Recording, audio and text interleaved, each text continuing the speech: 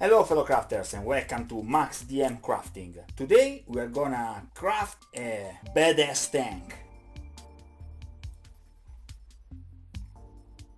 Massive.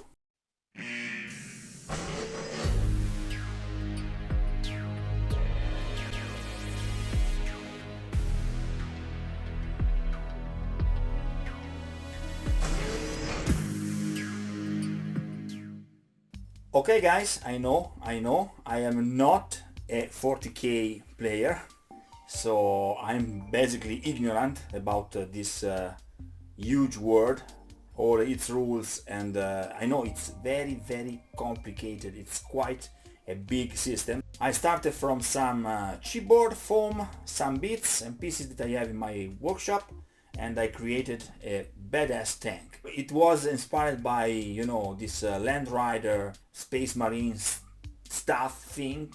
I am an outsider of Warhammer 40k. The important part of this tutorial is that you basically can create whatever you want just with your passion and with some you know, stuff that you have in your hands. No matter what, you can arrive at the end and have a nice final product. Something for sure, guys, this was a very fast and funny building. For you, in this tutorial, a template. You can download the file in the description box below. It's a free template that I prepare for you, so you can start with the, you know, all the measurements already done. It's a totally free template, but still you can feel free to drop $1 for that, so you can help this channel grow and do better and better. Download the file, print it, and let's build. Many of the things you will see are improvised, guys. This is a tank of my old toy soldier set. And this is a piece of rubber mat with a texture that is simply perfect for the tracks of the tank.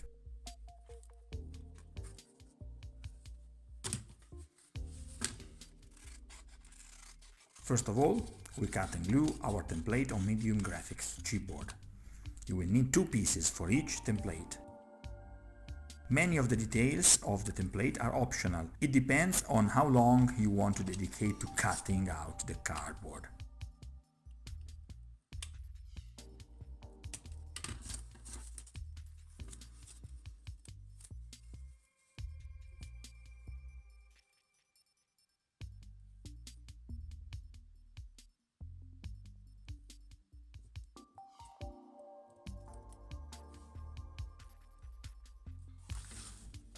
I glued the middle template on a foam sheet for some properties of this material.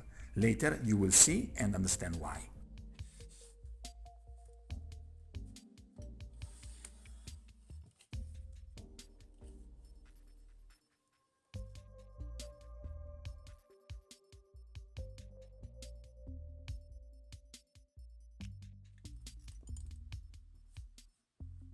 I used tacky glue to put the 2 foam templates together, so as to have exactly the same final shape.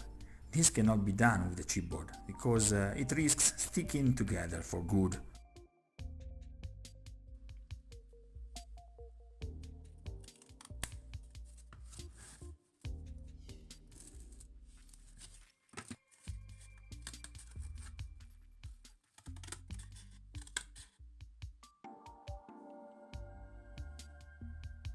Now let's glue the 3 pieces together, as you see here.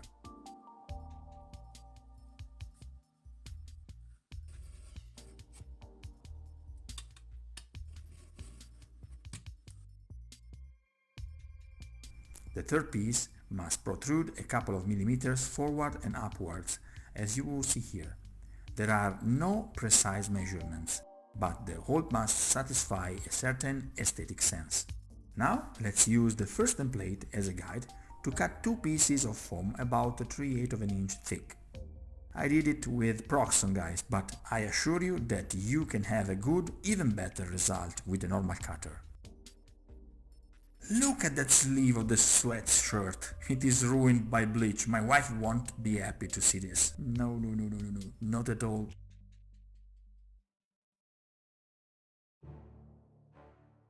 I empirically check the size of the rubber mat that I will need for the tracks.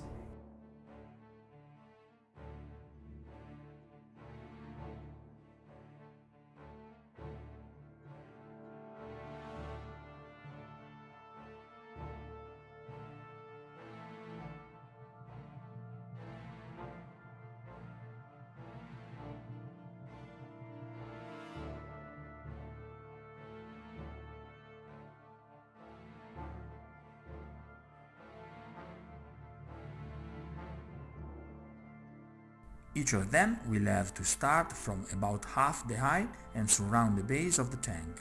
I use the hot glue to put them in position, but on this rubber, this glue does not have much grip, so I decided to fix everything on the ends with 2 pins, which I will leave there forever.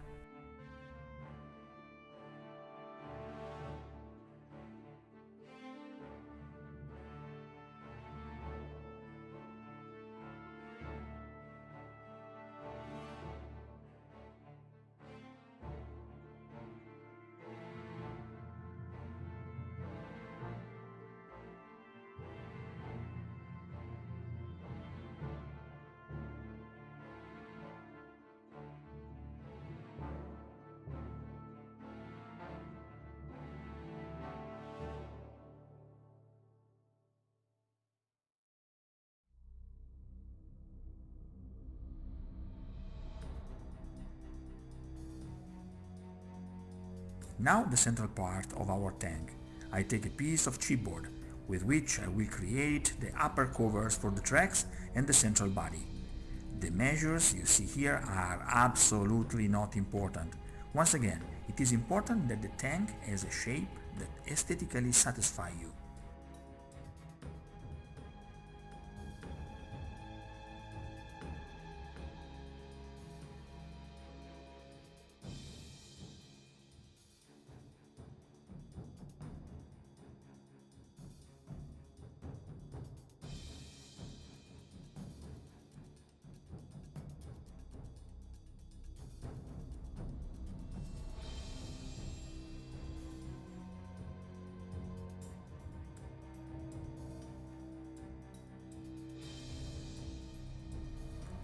Pass a single time with my cutter to have a clear fold on the cardboard, and glue the central body as a single piece, positioning it as it seemed more beautiful.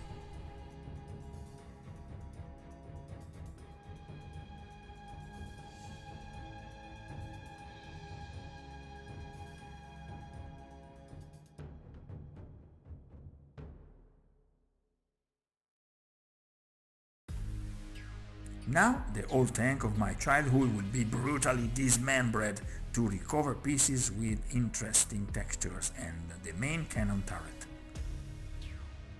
Look at my sadist satisfaction while I tear that stuff to pieces. Sometimes I worry about my sanity, guys. This piece of plastic is perfect for the rear of the vehicle.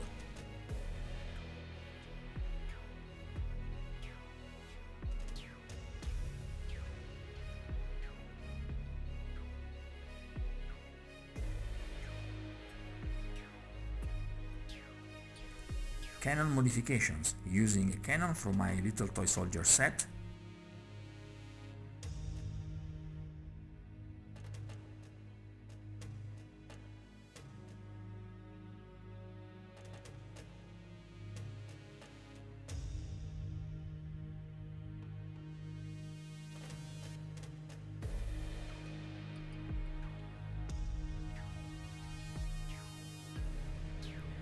In this way I obtained a shorter and more complex shaped rod.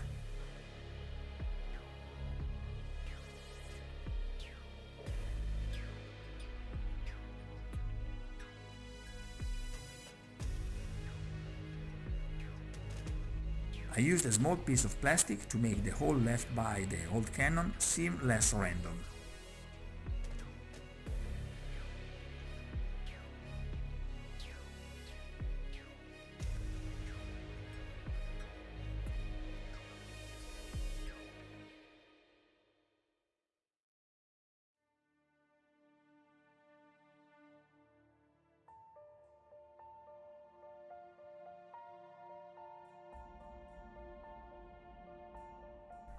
Now I use the foam sheets for the sheet metal parts and add some details from this Mantic terrain crate. Find the link in the description box below.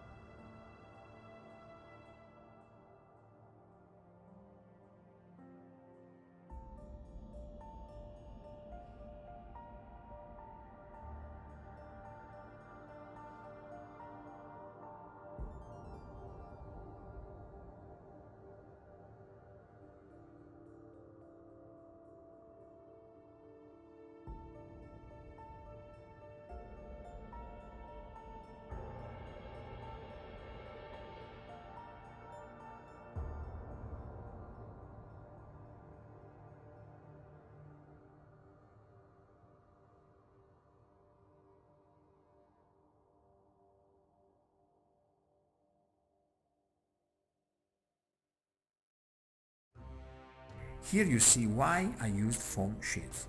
We simulated the holes of the metal joints, and with the hot nose of the glue gun we create highly technological rivets.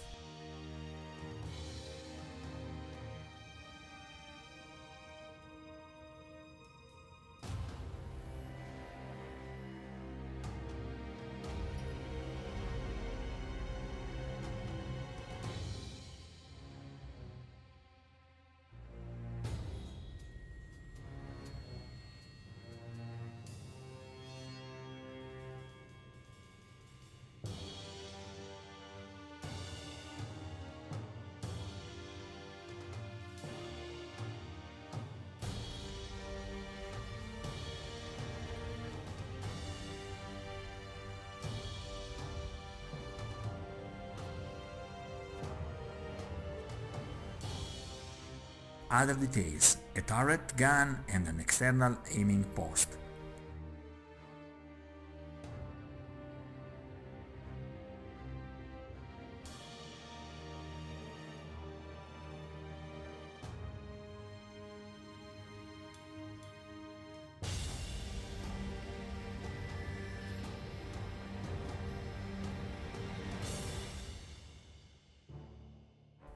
Now I use the wheels of the small cannon as gears for the side cannons.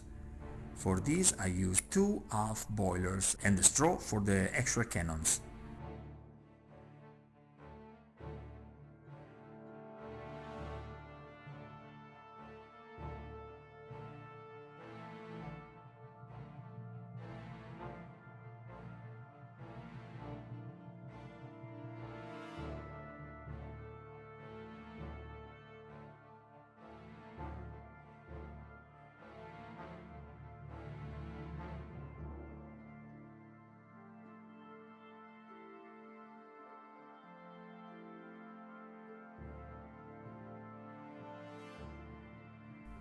Here we create a slot for the driver's seat.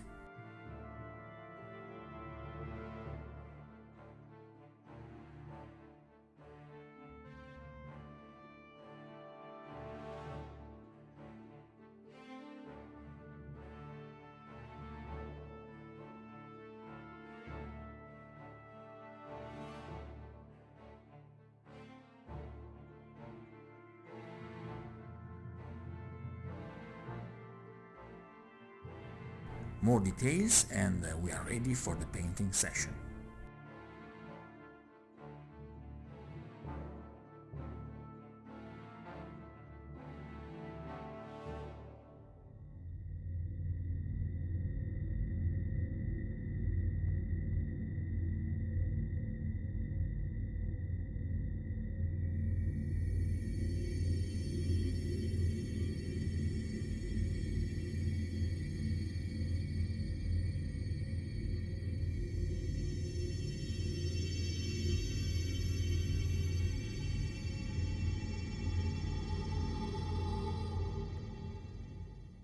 Remember, this channel is sponsored by you. There are several ways to support this channel. First of all, like this video, subscribe and share this channel with your friends. In the description box below you can find some Amazon links Those are affiliated links by Amazon. No special stuff, guys, just if you buy through those links you will help this channel grow and do better and better. The best way to support this channel is through Patreon. Follow the links in the description box below. If you think that my videos are entertaining and somehow useful or inspiring, please consider to subscribe on Patreon. Another way to support this channel is through PayPal. If you are not in this monthly stuff, you can support me with a little donation. There is a direct link in the description box below. Thank you for your attention. Before painting our piece, you see that I fill the gaps with miniature paste. I wear chemical resistant gloves, more protective for these materials than normal latex gloves. To understand what I mean, they are very similar to housewife gloves, those that are worn to handle the various detergents.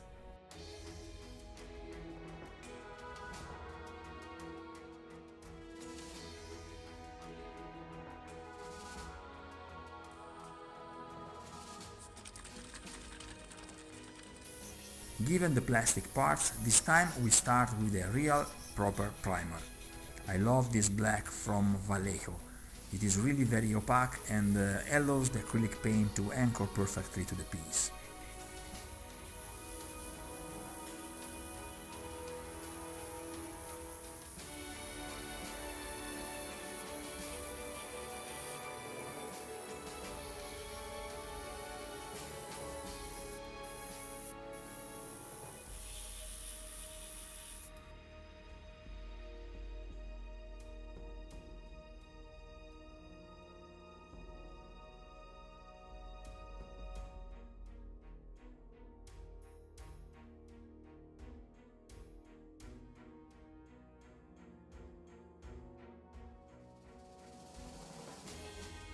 Now the primary colors, blue and black.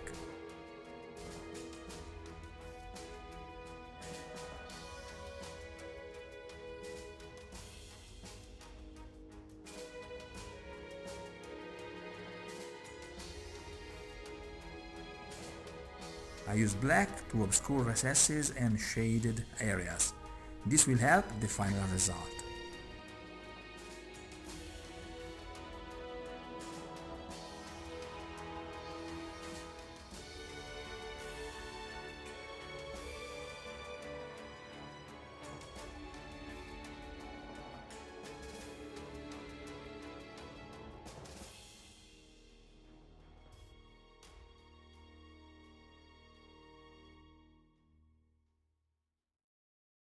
At this point I use a dark blue and my airbrush, with which I create shades. The advantage of airbrush is giving a very homogeneous type of paint, perfect for metal parts.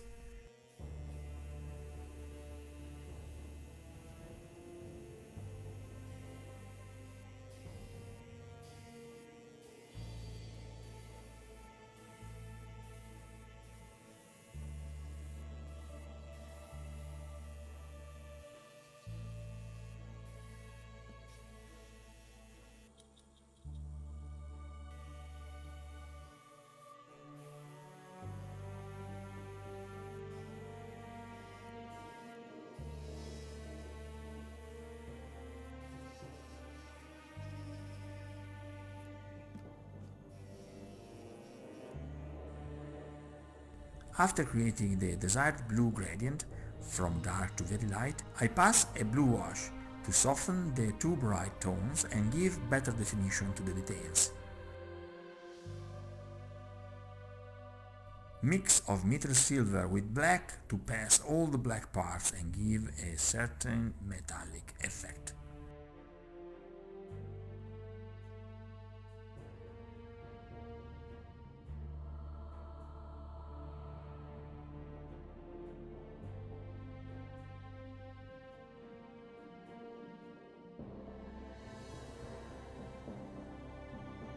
At this point, with a brown wash, I simulate erosion and mud.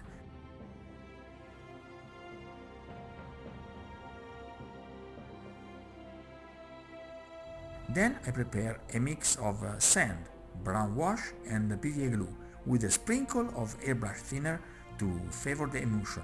This mix I need to attach the mud to the tracks and to the lower part of the tank.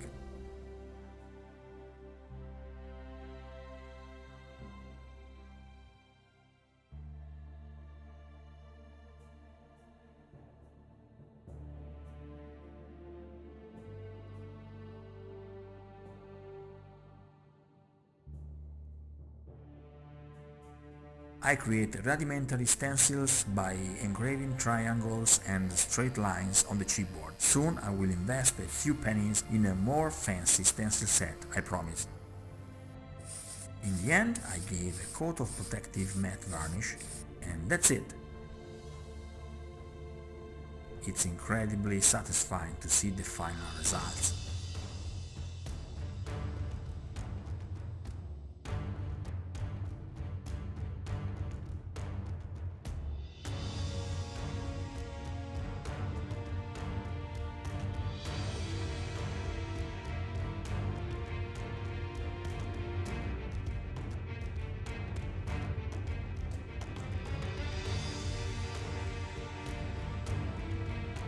And here you see the pieces compared for reference. Not bad. So guys, this is it for today. I hope you enjoyed this video. Don't forget to hit the like button and remember that we are running the 3K subscribers contest. So check this video and participate. You need to create a fantasy house. Till next time.